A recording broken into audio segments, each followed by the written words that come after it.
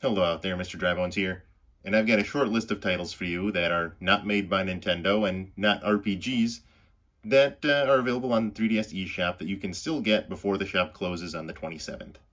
Now, the reason I'm making this list is because every time I see a list of games for the 3DS as it is, almost all of them are either A, made by Nintendo, or B, they're RPGs, or visual novels. So I'm going to give you a quick and dirty list of various titles you can check out that maybe you've seen already, but if not, maybe you want to check them out before the shop closes. So to start with, we have Sonic the Hedgehog and Sonic the Hedgehog 2 3D. 3D remakes of the Genesis game, very faithful to the original, but they add in some additional features, such as in Sonic 2, there's Ring Keeper mode and stage select and the ability to play as Super Sonic from the get-go, provided you can finish the game as it is normally. So these are two great titles, and there are other Sega Genesis classics as well. So give me a moment, let's take a look at those two. So the ones I have chosen for my system, I got Streets of Rage 2, and I have Gunstar Heroes, both of which fantastic titles. The 3D is great on them. Definitely excellent additions to your collection. Now, of course, there are other ones like Outrun. I'm not a particularly big fan of racing games, but if you are, by all means, check them out. Check out all the Sega 3D titles, and I think you'll be pleasantly surprised with what's available. And again, this list is just for non-Nintendo and non-RPGs, so while there are other great 3D titles like Kirby's Adventure, that's not what I'm here to talk about. So let me go ahead and talk about a few other indie titles, and we'll go from there. Next are the two Mighty Switch Force games. These are all made by WayForward. So these are platformers that take advantage of the 3D aspect that the 3DS has, where you can actually adjust bricks so that you can navigate levels to find the five Hooligan Sisters. So I wish I could show you some gameplay, but capturing off the 3DS kinda stinks, especially when you don't have any, capture software for it. So you got the first one, the second one, which actually adds in a water gun similar to Super Mario Sunshine, where you have to put out flames and solve puzzles using a water gun. Then you also have Blaster Master. Now, this one was actually made by Inchi Creates, and you can get the entire trilogy for Switch, PS5, PS4, and Xbox. If you're interested, if you don't have any of those consoles, you might want to check out Blaster Master Zero. It's a great remake of the original Blaster Master game from NES. However, I might recommend getting it on Switch instead because the camera is kind of zoomed out on this remake on 3DS, so it doesn't necessarily look quite as good as it does on console. Moving right along, we have Shantae and the Pirate Curse. So this has been essentially ported to everything, including mobile phone, but the game was originally designed for the 3DS. While there really isn't a whole lot of reason to play it on the 3DS outside of the portability, which you would still get on the Switch version, there's 3D Booba. So there you go. If you're into that, there you go. That's why you should play the DS version. And it's a really good game. It's a really great Metroidvania. So don't discount it for just being Booba. But yeah. Okay, cool. Let's go ahead and move on to the next one. Okay, moving on to full featured DS titles. So first of all is the Mega Man Legacy Collection. Now, a lot of the Capcom games, if not the entire library, is on sale right now before the store closes. I got this for $3. This has Mega Man 1 through 6, all of them available, a lot cheaper than getting it through the Virtual Console. Plus it has some other additional features like Time Attack and stuff like that, so if you're into Mega Man, for $3 you really can't go wrong. Next up is Sonic Lost World. This is actually a really fun port of the Wii U game, although the levels are completely different, and this one does add in Chaos Emerald stages. They are part of the game's story, and they're part of the game's, completion, whatever you want to call it. Unfortunately, those levels stink. They're really, really bad. These are the worst 3D Sonic special stages in any Sonic game, and I will die on that hill. But the game itself is still pretty fun. It's a 3D Sonic game on the portable, on 3DS. It's portable, it's got 3D, it's a good game. So other people might not be too crazy about Sonic Lost World, but I really enjoyed it here on the 3DS, so definitely worth checking out. Next up is Puzzle & Dragon Z plus Puzzle & Dragon Super Mario Edition. Two really robust puzzle games, and they're pretty much just color matching puzzle games at their core. But there's a lot more to it. The Mario one, and I assume Puzzle Dragon Z, I've only played the Mario one, so forgive me, has a monster collection aspect to it too. They're really fun, really robust puzzle games. I would say look up some videos of it to see if it's the kind of puzzle game you would like. and maybe give it a shot, but I really enjoyed Puzzle and Dragon Z for the Nintendo 3DS. So, yeah, there you go. All right, let me move on to some of my physical games, and then we'll talk about the Wii U. So hold that thought, and let me get out those games. All right, the first two are Capcom games. So we have Resident Evil Revelations, because that's what it says on the spine. See? Really good game. This game was made for the 3DS. Now, again, you can probably get this on any other console and computer, but it was made for the 3DS. It's a really good game. It takes advantage of the 3DS features, including the touchscreen and the 3D. So, oh yeah, and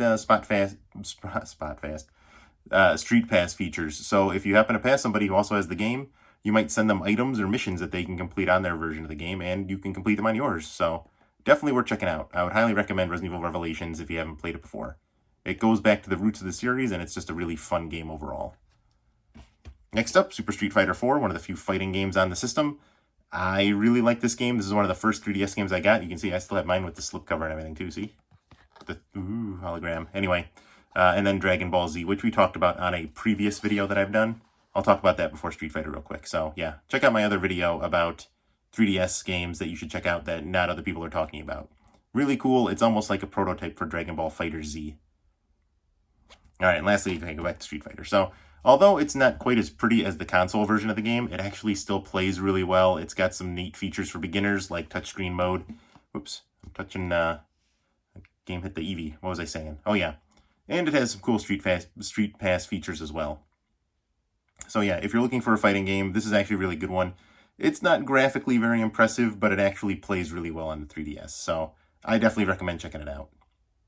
And now let's go ahead and move on to the Wii U. Okay, like I said, this is going to be quick and dirty, and I really did not want to set up my Wii U on the TV because it's a pain. But anyway, again, Capcom's having a big sale on their 3DS titles. I would highly recommend checking out Zack and Wiki. It's only a $3 game, critically acclaimed. It's kind of a point-and-click adventure game, so it's not going to really appeal to everybody. I would highly suggest looking up videos before you try playing it for yourself, before you drop the $3.